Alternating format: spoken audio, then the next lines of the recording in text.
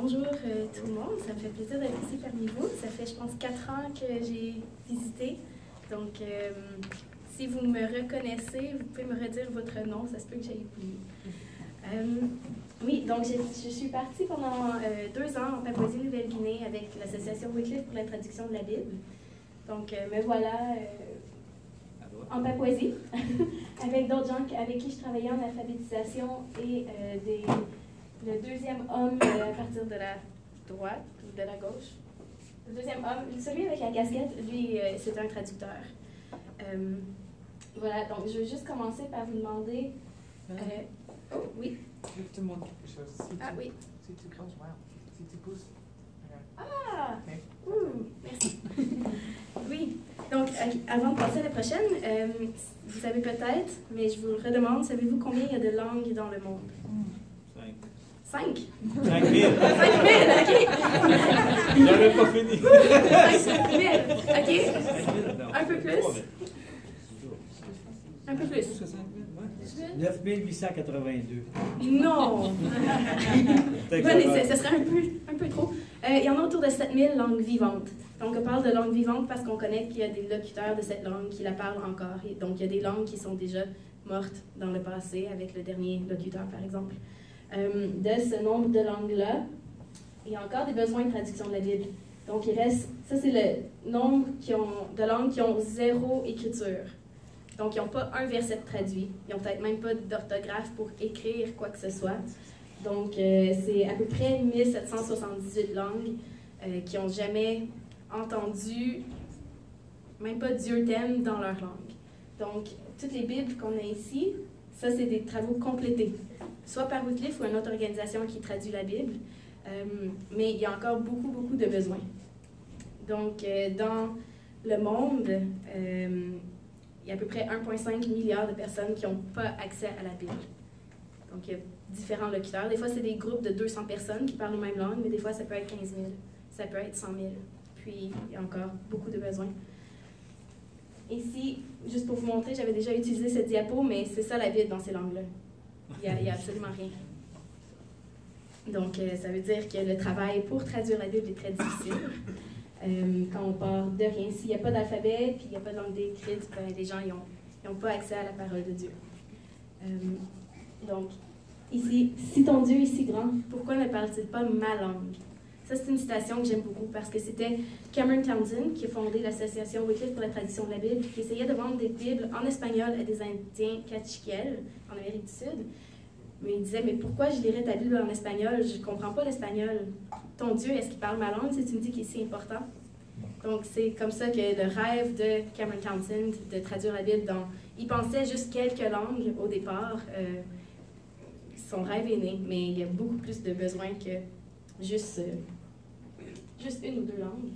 Donc, le rôle de Wycliffe, c'est vraiment de servir les communautés linguistiques, c'est d'apporter la parole de Dieu dans une langue que les gens comprennent, mais c'est aussi de travailler au niveau communautaire, au niveau de l'alphabétisation, au niveau de l'engagement des Écritures, de l'enseignement. Puis, il y a une vision 2025, là on approche, c'est dans 9 ans. C'était une vision qui a été établie en 1999. C'est pour dire ici... Ah, oui, j'ai ça aussi. John Wycliffe. Ici, c'est lui le premier, justement, qui a traduit la Bible en anglais. Puis, au rythme où les traductions allaient jusqu'en 1999, c'était assez lent. Il n'y avait pas beaucoup de gens qui travaillaient à la traduction. Mais quand ça a commencé à augmenter ici assez rapidement, on a divergé. En 1999, on a dit, au lieu que ça va aller jusqu'à 2150 pour traduire toutes les langues qui restent, si on peut avoir un projet qui débute dans toutes les langues qui restent, ça pourrait prendre 125 ans de moins. Donc, on est en ligne vers cette vision. Vous pouvez prier pour cette vision, prier pour des travailleurs, des traducteurs, qu'on connaisse mieux les besoins pour la traduction de la Bible. Mais c'est excitant. Ça se peut que ce soit plus tôt que ce qu'on aurait pu anticiper, que ça va venir. Donc, moi, où j'étais, c'était en Papouasie-Nouvelle-Guinée. Donc, j'ai été partie de août 2013 à juin 2015. Puis, la Papouasie, c'est un pays... Ah, la carte n'est pas très belle. C'est le petit pays rouge là-bas, c'est juste au-dessus de l'Australie. Si vous êtes capable de voir l'Amérique du Nord, l'Europe, l'Asie, et ici, c'est l'Australie, puis la Papouasie-Nouvelle-Guinée. Donc, c'est population seulement d'à peu près 7 millions de personnes, comme au Québec. Mais il y a 836 langues vivantes en Papouasie-Nouvelle-Guinée. Donc, j'en ai appris une. J'en ai pas appris 836. Ça aurait été un peu trop difficile et impossible. Donc, voilà. Mais en vous parlant de traduction de la Bible puis de l'importance d'avoir des écritures dans la langue maternelle, je pense que je vais vous donner une perspective plus grande de c'est quoi être missionnaire et travailler pour la traduction de la Bible. Moi, je n'étais pas traductrice, je travaillais en alphabétisation. Donc, je travaillais pour la formation des gens, pour le développement des écritures, pour la création d'orthographes dans des langues qui n'en ont pas. Donc, c'est pas juste d'aller, de s'asseoir et de traduire ou d'aller et d'enseigner quelque chose. Il y a beaucoup plus de choses qui sont importantes. Donc, quand je suis arrivée en Papouasie, on avait de la formation missionnaire. Ça, c'était la base. En haut d'une montagne, ça prenait 30 minutes à monter.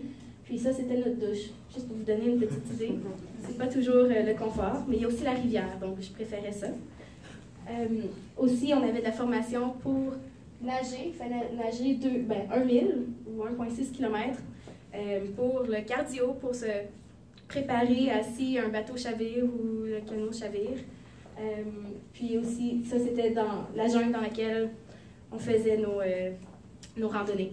Donc, c'était assez dense comme jungle, mais tu ne veux pas te perdre, tu ne veux pas être dans la jungle après 6 heures le soir. Les modes de transport qu'on avait, c'était assez varié. On avait le canot, ici, pour se rendre à d'autres villages. On avait des derrières de pick-up. Puis on marchait aussi sur des structures un peu instables parfois. Puis on avait aussi l'avion, donc voilà, une piste d'atterrissage. Pour se rendre au village où j'allais travailler pendant 6 semaines, on atterrissait pas mal au milieu de nulle part. Puis on pouvait juste prendre un bateau pour se rendre au village, c'était 2 heures de bateau. Donc quand on fait la traduction biblique, on travaille comme missionnaire, il y a beaucoup de temps qui est passé à faire toutes ces autres choses-là, juste se rendre à la place où on doit aller. J'ai aussi vécu beaucoup de transitions là-bas. Donc, ce n'est pas le cas de tout le monde. Quelqu'un qui va être assigné à un projet de traduction peut aller dans un village et être là pendant 40 ans, être là pendant 20 ans, pendant 7 ans, dépendamment du temps que ça prend pour faire la traduction. Moi, vu que j'étais stagiaire en alphabétisation, ils m'envoyaient un peu où il y avait les besoins. Donc, j'ai beaucoup été en transition. Donc, j'ai juste montré quelques cartes. Ça, c'est les différentes provinces. Toutes les sexes et où j'ai pu aller. Donc, ça vous dit probablement rien, mais juste pour montrer qu'il y en a eu beaucoup. Donc, quand j'ai calculé, j'ai dormi au moins dans 40 maisons ou huttes ou extérieurs différents en 22 mois. Donc, ma vie était pleine de transitions. Mais j'ai bien aimé. Aussi, j'ai vu là-bas que ce qui était important pour faire le travail, puis je pense qu'on peut dire ça ici aussi au Québec, c'est les relations avec les gens. Donc, avant d'arriver dans un village ou dans une communauté, puis dire « Moi, j'ai ce qu'il te faut, tu as besoin de la Bible, je te dis tout », il faut quand même bâtir des relations, parce que sinon, les gens n'accepteront pas. Donc, moi, j'ai pu bâtir des relations avec différentes personnes là-bas. Ça, ici, c'est la famille avec qui j'ai habité pendant 5 semaines pour apprendre la langue et la culture et la vie en Papouasie. D'autres amis, j'ai aussi des amis qui sont d'autres missionnaires. Donc, c'est pas juste créer des relations avec les Papouasiens et Papouasiennes, c'est aussi créer des relations avec les autres missionnaires, parce qu'on travaille avec eux, puis ils peuvent venir d'un peu partout. Eux, c'était des Américains, mais il y en avait de la Finlande, de l'Australie, de la Pologne, donc c'est vraiment de développer des relations interculturelles, plus que ce que j'avais pensé qu'il aurait fallu faire. Il y a d'autres types de relations qu'on peut créer en lavant la vaisselle. Donc ça, c'était une dédicace de Bible. Donc c'était dans un village où, pendant 40 ans, les traducteurs avaient travaillé. Ils s'étaient fait brûler leur maison à 3 fois différentes. Donc, ils ont failli abandonner le travail de traduction à multiples reprises. Mais en avril, donc ça fait 1 an, la Bible a été dédiée à ce peuple, Kandawo. Donc, moi, j'ai été privilégiée d'aller à cette arrivée de la parole dans ce village. Puis, mais il y avait beaucoup de temps mort en dehors de la célébration. Puis, je voyais beaucoup de gens qui ne savaient pas trop quoi faire. Donc, moi, je me suis dit, ben, je vais bâtir des relations. J'ai 2 jours ici avec ces gens-là. Puis, les femmes, ils font la vaisselle. Donc, je vais aller faire la vaisselle. Mais après ça, C'était pas ça mon but, mais tout le monde parlait de moi dans le village parce qu'ils ont dit « Une fille blanche qui fait de la vaisselle! » Ils n'avaient pas vraiment vu ça. Donc, j'étais bien contente de leur montrer qu'on est capable de travailler aussi. Ça ici, c'est Samuel. C'était avec lui que j'ai le plus travaillé quand je donnais des cours d'alphabétisation à des professeurs. Donc, lui, c'est un artiste aussi. C'est lui qui a fait ça. Je l'ai en arrière. Il me l'a donné quand j'ai pris mon vol pour revenir au Canada. Donc, oui, c'est ça. Donc, lui, il illustre des livres aussi pour enfants. Donc, pour parler d'alphabétisation, ici, l'alphabétisation, moi, quand vous avez posé la question tantôt de pourquoi c'est la parole de Dieu ou pourquoi on sait c'est la parole de Dieu, en fait, la réponse qui m'était venue, c'est parce qu'on est capable de lire et Jésus dit qu'il est la parole de Dieu. Mais si tu n'es pas capable de lire la parole, à quoi que ça va te servir? Donc, moi, je trouve que le travail d'alphabétisation, il va de pair avec le travail de la traduction de la Bible. Donc, si tu as une Bible complètement traduite, mais tu n'es pas capable de la lire, ou il y a juste une personne qui l'interprète pour toi, ça crée beaucoup de danger. Donc, mon travail, c'était de m'assurer que les gens pouvaient apprendre à lire et à écrire, et la formation des professeurs, parce qu'on aimait ça que ce soit les Papouasiens qui enseignent aux enfants eux-mêmes, pour pas que ça vienne juste quelque chose de l'extérieur, pour qu'ils puissent prendre le ownership, qu'on dit en anglais. Donc, voici quelques livres qu'on a pu faire. Il faut que ce soit quand même intéressant. Si les gens, le premier livre qu'ils ont à lire, c'est la Bible, c'est gros, c'est difficile à comprendre un peu. Donc, dans une communauté où il n'y a pas de bibliothèque, les enfants, ils ne lisent pas avec des livres, il n'y a pas de place pour aller acheter des livres, il faut tout que tu crées toi-même, et ce n'est pas vraiment dans leur culture d'avoir des livres. Ils racontent beaucoup d'histoires, mais ce n'est pas des histoires écrites. Donc, de créer des matériaux comme ça les aide à pratiquer, à lire et à écrire, et ensuite, quand la Bible est disponible, ils sont capables de lire des portions. Si on leur donne toute la Bible au complet, sans ça, ça ne serait pas utile. Voilà un cours où on enseignait avec Samuel et un autre cours dans un autre village où on développait l'orthographe de ce peuple-là pour ensuite qu'ils puissent l'utiliser pour traduire. Le lien entre l'alphabétisation et la traduction, ben, je pense que c'est quand même assez clair. Les deux vont ensemble, on ne peut pas travailler juste d'un côté. Pour moi, c'est des gens ils sont tellement heureux. J'étais pas à cette dédicace de Bible-là, mais ils ont enfin la parole de Dieu dans leur langue. Puis, il y a des gens qui commencent à vieillir. On voit un peu la barbe blanche. Donc, ce monsieur-là était tellement heureux de pouvoir, avant de mourir, savoir que Dieu peut lui parler dans sa langue maternelle. Ici, c'est d'autres exemples d'activités dans lesquelles moi j'ai été impliquée. Ici, en haut, ben, c'était moi, j'enseignais en anglais à ce professeur qui parlait koriki aux enfants. Donc, c'était la formation aux professeurs qu'on faisait, mais on enseignait une nouvelle méthode d'apprendre à lire et à écrire qui s'appelait Uniscript. Si ça peut vous intéresser, j'ai une feuille en arrière, mais c'était de voir où se produisent les sons dans la bouche et créer des caractères qui peuvent correspondre à où les sons sont produits, puis enseigner aux enfants à lire et à écrire, puis en temps de quelques semaines, ils étaient capables de lire et d'écrire dans cette langue Uniscript, dans leur langue, mais avec les caractères en Uniscript. Ici, c'est des femmes qui se sont toujours occupées de leur famille, de leur jardin, puis qui n'ont pas été à l'école, donc qui n'ont pas appris à lire et à écrire. Puis, pour la première fois, en novembre 2014, il y a eu une formation.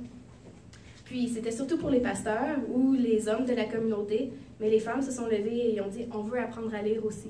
Puis, en dedans de quelques semaines, ils ont appris à lire des petits mots dans la langue. Donc, ça leur a vraiment donné un certain pouvoir d'action. S'ils vont au marché, puis ils voient le prix, puis ils ne savent pas c'est quoi le prix sur l'étiquette parce qu'ils ne connaissent pas les chiffres écrits, ils peuvent perdre beaucoup d'argent de cette manière-là. Ou quelqu'un va leur dire « ah, achète tel produit », mais ils vont acheter le mauvais produit parce qu'ils ne savent pas lire. C'est sûr qu'ils développent des manières de reconnaître les couleurs du paquet, par exemple. Mais, donc, c'est vraiment... Nous, on lit constamment tous les signes, même sur la route, on a besoin de lire. Mais dans une société où c'est pas pareil, ben, ces femmes-là se sont levées puis ont dit on veut faire partie de la communauté. Puis en même temps, ça c'est dans un projet de traduction, ils sont en train de travailler 13 langues en même temps pour la traduction de la Bible. Donc, ils ont déjà des portions d'écriture sur lesquelles ils peuvent se pratiquer. Puis dès qu'ils entendent quelque chose dans leur langue, elles rient, ils sont tellement contentes. Puis en plus, s'ils le lisent eux-mêmes, c'est encore plus important pour eux. Puis ça, c'était le département national d'éducation de la Papouasie-Nouvelle-Guinée. Donc c'est un peu comme le ministère du Québec de l'éducation là-bas. Puis je ne sais pas exactement comment je me suis retrouvée parmi eux, mais on a travaillé avec eux pour instaurer la politique de langue maternelle, au moins aux primaires et premières années. Parce que le gouvernement essaye de changer pour que ce soit tout en anglais, parce que c'est une des langues nationales. Mais les gens parlent plus ou moins anglais aussi. Ils parlent anglais, ils ne parlent pas très bien. Ils ne sont pas capables vraiment de lire. Donc, à quoi ça sert d'être à l'école dans une langue que tu ne comprends pas? Moi-même, je suis née au Québec. J'ai appris à lire et à écrire en français, mais j'ai déménagé en Ontario en 3e année. Je ne parlais pas un mot d'anglais. Mais j'étais quand même capable de faire au moins les mathématiques, puis à essayer de décoder des choses. Donc, ces enfants-là, ils commencent encore plus loin s'il faut en plus qu'ils aillent dans une langue qu'ils ne parlent pas à l'école. Donc, en travaillant avec le ministère de l'Éducation de la Papouasie, on a pu essayer de forcer un peu l'importance de la langue maternelle. Mais ce n'est pas juste nous, les expatriés, qui